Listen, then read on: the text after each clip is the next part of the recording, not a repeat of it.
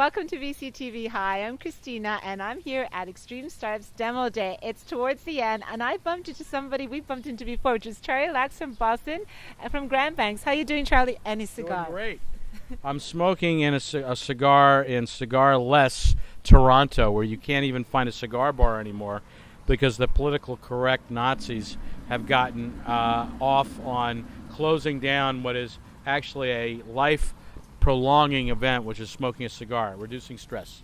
Right then. The stress of entrepreneurs. The stress of entrepreneurs. So what did you think about some of our entrepreneurs in Toronto? It was great here. We've had Grand Banks Capital is a Boston-based venture capital firm that have had great success in Canada. We've invested in over half a dozen firms and have had success in every one of them. Great exits with Hewlett-Packard and Teradata and BMC Software, and we've have great investments here in town, including Achievers.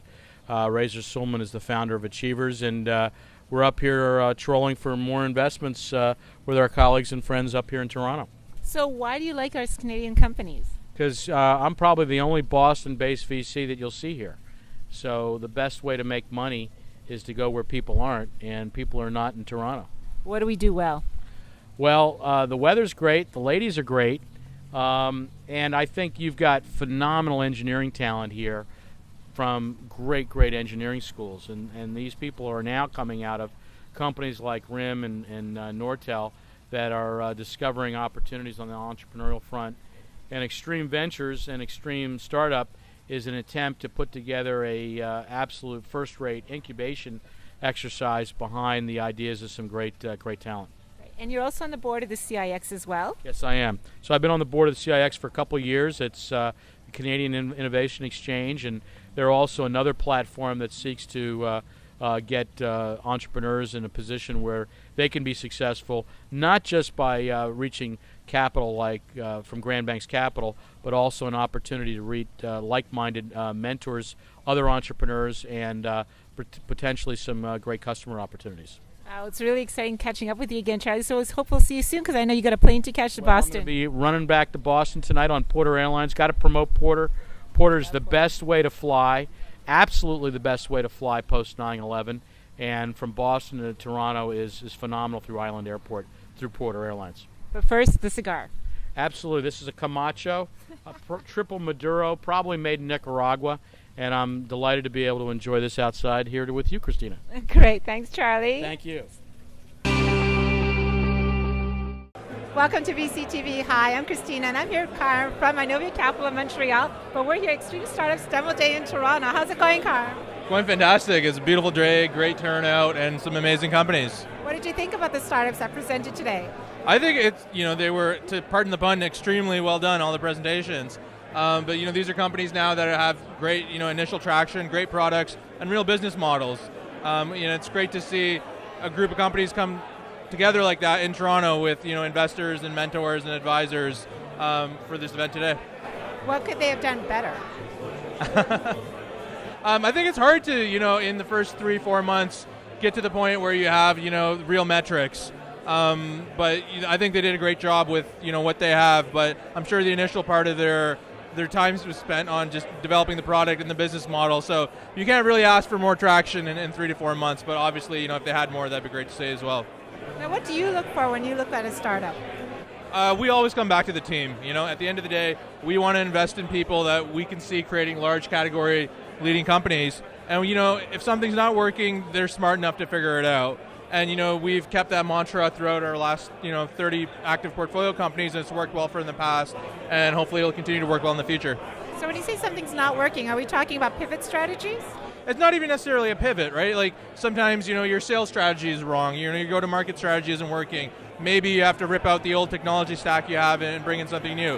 What we want our founders who are very flexible and metrics driven and kind of see how the market is evolving and how they need to adjust to that ahead of time, and eventually come up with a product roadmap that keeps them ahead of their competitors, not just now, but also 3 to 5 years down the road.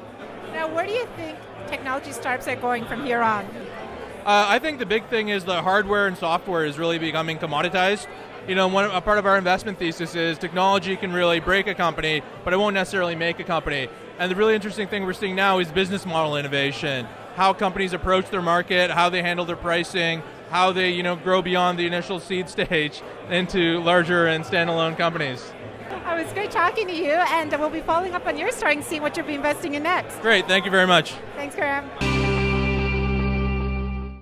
Welcome to VCTV. Hi, I'm Christina, and it is the end of Extreme Startups Toronto Demo Day. And I'm here with the Managing Director of Extreme Startups, Andy Yang. Andy, what a great event. Congratulations. Thank you so much. It's been a culmination of a lot of hard work between a lot of people. You and Sunil put this thing together. How long did it take? We've been at this 4 months, but honestly, we started before that, so it's been an amazing journey. How many startups were involved, and how many people actually ended up attending on Demo Day? We demoed 5 startups today. I would put the attendance maybe upwards of 500 people, entrepreneurs, investors from all over the world, especially from Silicon Valley, Toronto, Montreal, Vancouver. It's been a great turnout. And what would you say was the best aspect out of the whole event and the whole process for all the startups? I think just the energy and the feeling that a community is behind them and supporting them, and just the energy in the room that they could really feel that an entire ecosystem is really building and that they're part of it. Now, if you had to do this all over again, what would you do differently? I would say a lot of the things that we've learned from this time around can be applied, so there's some efficiencies and some economies of scale, and so the next time we go about this will be a lot more efficient in how we do things. Okay, so tonight we're celebrating, we're relaxing, but the next time is not that far away. You're going to have the second cohort applying soon. What kind of good advice would you give the second cohort? I would say think big, be tenacious, and be driven. So how would they reach out to you? I would say just email me, Andy@extremestartups.com, and we'll be in touch. All right, well, thanks so much, Andy. It's time for you to celebrate and relax. Thanks for the interview. Thanks for an incredible demo day. Great, thank you so much.